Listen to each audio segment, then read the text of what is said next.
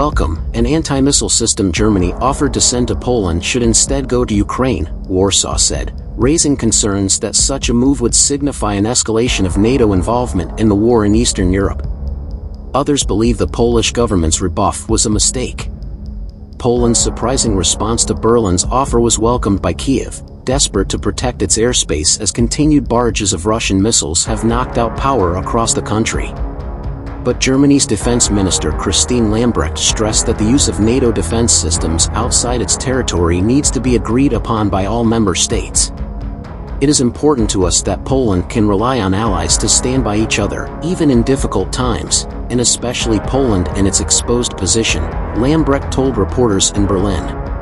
That's why we have offered to support air policing and Patriots, but these Patriots are part of an integrated air defense of NATO, that is, they are intended for NATO territory, the minister said.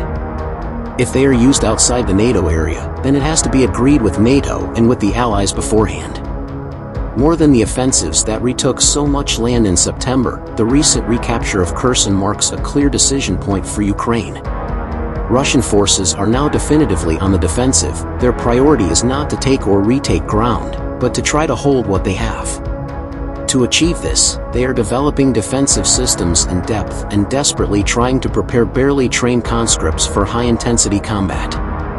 The immediate priority for Ukraine is to keep the Russians off balance so as not to allow them to consolidate their positions or train and prepare those reinforcements. We can now see with some degree of confidence where the focus of both sides will be over the next months: Crimea. Of all the areas taken from Ukraine since 2014, Crimea carries by far the most significance.